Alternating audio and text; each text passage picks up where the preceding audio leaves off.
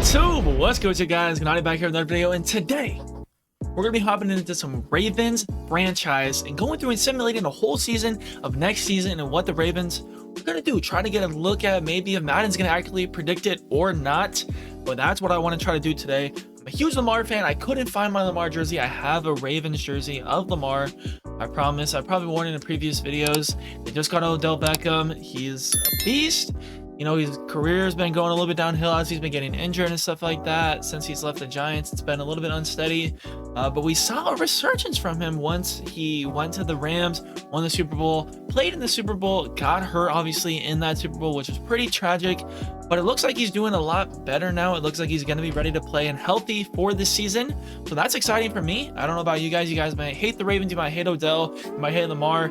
That's all fine. But I'm a big fan of both those guys, and I want to go ahead and simulate this and see what happens. So we're going to go kind of like halfway point, see what's going on there. Go from there, go to the end of the season, see if they make the playoffs. Then, of course, if they do, simulate the playoffs and see what happens in the playoffs and take a look at their stats and see how I'll give you my perspective, if I think it's accurate or not, and kind of see what Madden thinks, how accurate Madden is. And let's go ahead and hop right into that. Before we do start simulating though, let's go ahead and hop into the roster and show you guys kind of what their roster looks like right now, what moves they made over the offseason, stuff like that. So J.K. Dobbins should be healthy and playing for them. Gus Edwards as well. Both really good guys when they're healthy. That's why the Ravens are always a top 5 rushing team in the NFL, because of guys like Gus Edwards and J.K. Dobbins, and of course, because of Lamar Jackson, probably the greatest rushing threat at quarterback we've ever seen. As a Bears fan, Justin Fields, hopefully he's going to rival that. It looks like he's doing good things, but he's not anywhere as good as Lamar is in the passing game yet. Hopefully, okay, we're not going to get into that. This is all about the Ravens. So, boom, Lamar Jackson's a beast. Patrick Ricard, of course, and then, of course, the guy I wanted to do this for, Odell Beckham. How is he going to be an X factor for this team? Rashad Bateman, Zay Flowers, their first-round pick that they got from TCU. I don't know. I'm not going to pretend to know. But he is going to be our number 5 wide receiver on this team. Nelson Aguilar, of course, and Devin Duvernay, all 5 of the receivers. Now Lamar Jackson's going to have to work with this year. Odell Beckham's a big upgrade. Hopefully Zay Flowers can work his way as a guy. And then, of course, the second best tight end in the league behind Travis Kelce, in my opinion, Mark Andrews. Dude's a beast. I always have him in fantasy every single year. This guy's a dog. 95 overall, so Madden clearly respects him. Offensive line, nothing crazy. Stanley is a 90 overall, so they have some depth there. Any help they get on the offensive line is going to help Lamar, give him that extra time, give him more ability to go out and make those plays. On the defensive side of the ball, we got Marcus Williams up at safety, Kyle Hamilton up there, Tyus Bowser, and Roquan Smith, ex-Bear. Really good linebacker, probably one of the top linebackers in the league. This dude's really good. I think he played pretty well for them last year from what I saw, so now that he's still on the team, going to play a full year with them, be on a team he cares about. As a Chicago fan, we always have our best players don't want to be on the team. They feel like they deserve better, which, you know, I guess I don't blame them, but it kind of sucks sometimes. Quarterback room, they've lost a little bit of the depth there. Marlon Humphrey's still on the team, still really good for them. But the defense, you know, could be you know, maybe a question mark. Patrick Queen's still on the team, of course, so that might be one thing to look out for. But Roquan Smith heading the team, Marlon Humphrey's still there, 2 really strong leaders. They can probably, hopefully, bring the defense together and make this team really good. So let's actually go ahead and simulate the first half of the season, kind of take a look at how the Ravens are doing. So at the halfway point, the Ravens are 3-4. I tried to do another video with this with the Eagles and I failed epically, but they were around the same point. They were around the same record at this point of the season when I did the simulation. So, and then they came back and had like an amazing second half of the season. So hopefully that's what happens. 3-4, I'd say semi-unrealistic, depending on who they played in their schedule. Probably who I should have looked at, but let's go ahead and take a look at who they've played in the first half of the season and kind of what happened. So they go ahead and beat the Jets. Then they lose to the Dolphins, lose to the Patriots, beat the Bills, beat the Bengals, lose to the Giants, and lose to the Browns. So honestly, all honesty, I'd say if you flipped these games from who won and who lost, that would be pretty accurate, I would say. Like, the teams they're beating are teams I would expect them to lose to, and teams that they're losing to are teams I would expect them to beat. So that's a little weird, I would say, you know, whatever. 3-4, if it 4-3, I see 4-3 being a possibility. If they start 3-4, my guess is it's because of their defense. It looks like they're scoring a lot of points. Let's actually go ahead and hop into some of the stats of what these players have been doing. So, through the first half-ish of the season, Lamar Jackson, 1,187 passing yards with 13 touchdowns and 4 interceptions. Pretty good, I guess. I mean, I would expect to have a little bit more passing yards at this point. But, I mean, maybe this is what happens. Then on the rushing side of the things, you got J.K. Dobbins leading the charge with 400 yards at this point. Over 400, 450-ish. Pretty good, I would say. Only 1 touchdown. Lamar Jackson, 4 rushing touchdowns, almost 400 yards rushing. Pretty good from Lamar, I would have to say. And that's probably pretty realistic. I would say that's around the point I would say he would be. Plus having more passing yards, I would say. Receiving side of things, Mark Andrews leading the charge with 288. Devin Duvernay with 283. Odell only with 200 receiving yards at this point. So it seems like Lamar doesn't really like Odell as much as some of his other targets. Maybe the matchups are harder. They're doubling them, stuff like that. I can see that being a possibility, depending on how teams are playing Odell. So whatever, I guess. Touchdown-wise, though, Odell still doesn't have a single receiving touchdown this season. That's definitely a little bit disappointing. Mark Andrews with 5, Duvernay with 4, and Aguilar with 3. I don't see nothing from Zay Flowers. He's got 12 receiving yards with 3 receptions. So, as the number 5 wide receiver, I could definitely see that being a thing. So we're going to actually hop into some defensive stats as well. Part of the defense, Roquan Smith leading the charge with 62 tackles. That's what I expected, and that's kind of what they need, a guy like that to go out there and take that for them. As far as sacks go, Odafe Owe, probably butchered that really bad, but he's got 3.5 sacks, leading the team a little bit. Tyus Bowser 2.5. You know, what do you expect? Interception side, Marcus Williams with 2. Okay, and Marlon Humphrey with 2 as well. Okay, I guess, you know, but yeah, the defense definitely looks like it needs to step up a little bit, I would say. Justin Tucker hasn't missed a single kick yet, which is very... Actually, wait a minute. Field goal percentage, 55%. That's a little interesting. Only 46 yards, too, as his longest, but he's made every single extra point attempt. He's 5 for 9 on field goals. Now, that's crazy. That's crazy. Maybe that's why they're losing games, because their Hall of Fame kicker is not making any kicks.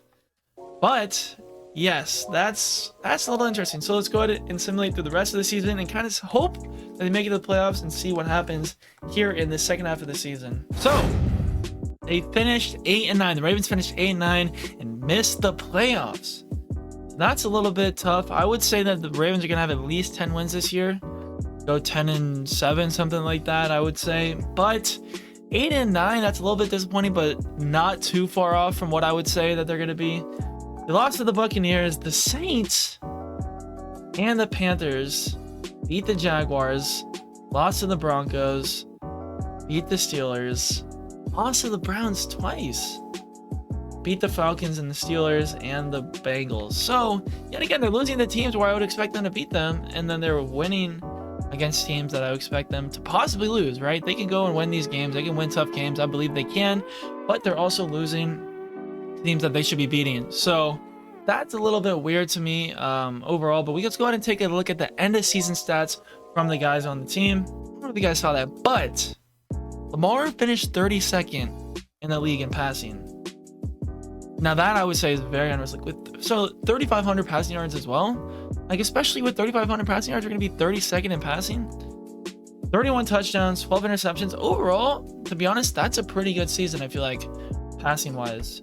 Not bad at all in my opinion. And he'll probably do around that, probably a little bit better. I don't see much wrong with that. Rushing side, J.K. Dobbins hits the 1,000 rushing yards.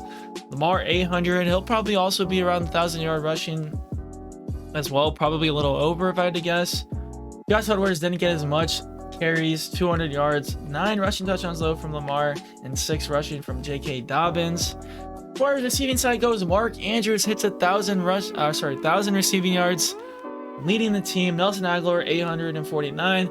Odell had a little bit better of a second half, 723, with only 5 touchdowns, 13 from Mark Andrews and 6 from Nelson. 6 from Devin Duvernay as well. So, you know, on the receiving side, I can see it being a little bit better, but if Odell goes out there, has 800 receiving yards-ish this year, I feel like no one's going to really be that upset. Do I see that being realistic? I mean, I guess. I can't say I don't. I can't say that's not impossible. But, I mean, I think I would anticipate and like to see him get more than that. Hopefully closer to the 1,000 yards. really show that he's back, really show that he's healthy, really show that he can stay healthy and achieve those numbers again, because he definitely has a lot of doubters. You know, I'm sure people watching this video doubt him as well.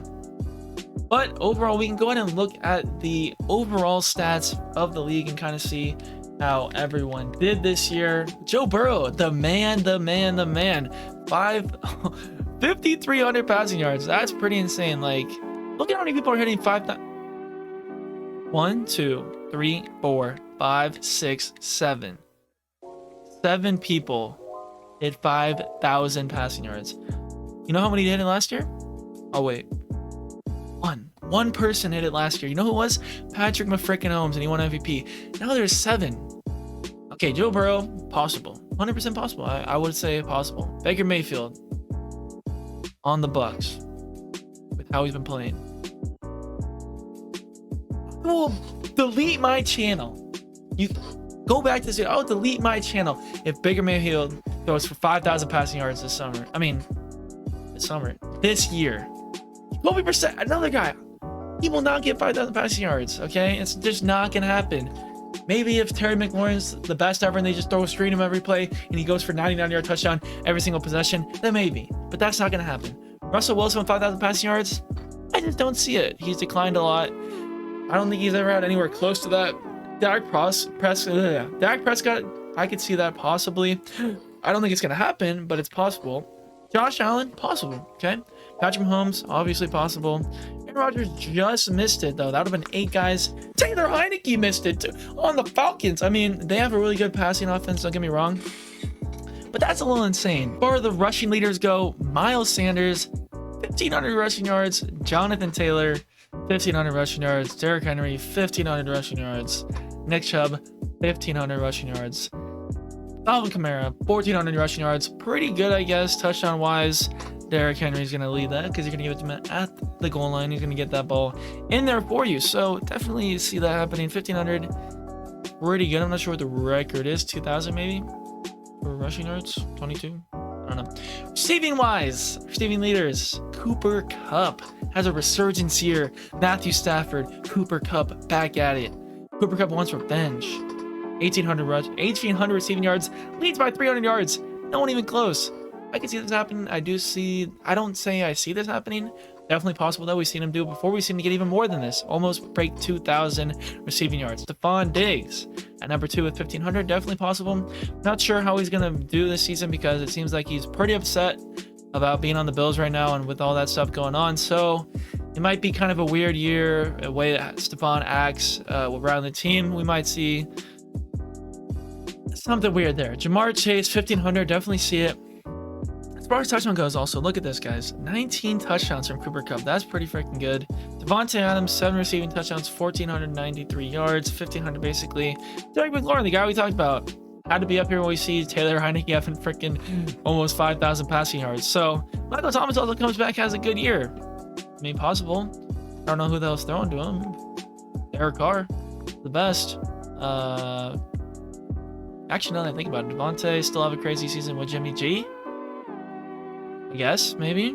Okay, Jets, only 1,300. Being down this low on the list, I don't see it unless Kirk Cousins goes out there and is not Kirk Cousins no more. But overall, that's a very disappointing season from the Ravens. I mean, I don't really know what else to say. That's pretty... Let's go ahead and take a look at their defense as well. Kind of see what happened on the defensive side of things. Patrick Queen leads the team in tackles by 1. So he had kind of a nice second half of the year.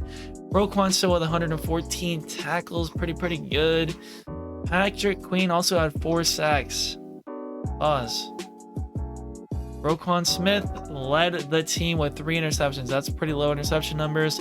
Which, the less turnovers you get, the less likely you're going to win games because turnovers win you games. It's just like in the baseball. The team that makes the most errors is going to lose the game. So the team that causes the most turnovers are probably going to win the game. Causing turnovers is a good thing to be able to do. As far as sacks goes, 7.5. Pretty low if you guys, their team only 7.5 sacks is their leader. Yet again, things that cause the team to have struggles, right? Make it harder for them to win the game. If you're not causing disruption in the backfield. If you're not doing these things, causing turnovers, you're going to lose games. And it seems like they lacked that on defense, which is probably why they went 8-9, because it looks like overall their offense wasn't horrible, right? Lamar is going to do his thing. He's going to be good. I feel like he had a pretty good season, even based off how the rest of the teams were doing. But overall, that was a little interesting, I would say. In conclusion, I do hope you guys enjoyed this video. I hope you guys thought this was interesting. Maybe it was unrealistic a little bit. Maybe it was realistic. Let me know in the comments below what you guys thought, what you guys want to see. Madden 24 is right around the corner, and I'm literally dying to play Madden 24. I just can't wait. I want to be able to stream for you guys. I want to put out more content. It's a little slow. It's hard to put out content right now. I'm not going to lie. I'm trying to come up with ideas for you guys. It's a little bit difficult. I feel like this cycle is dead. People don't really care about Madden 23. I mean, I could go out there and do some stuff, maybe play one-on-ones. I don't know. It's like, it's not like, what does people want to see? You know what I mean? I don't know. But I'm going to go and try to push push videos that I want to do, things that I enjoy. Stuff like this is fun for me. I like to kind of simulate these things, see how realistic Madden can be. Because we all know Madden's not that realistic. So, but yeah, if you guys enjoy this video, like, subscribe, comment what you guys want to see, and I'll catch you guys in the next one. Peace. Best one, I was the best one. You thinking way back, you should have kept them. You always question all of my methods. I try to hold you down. I just want you around. I swear that you don't check your phone. I be pulling in the coupe on my own.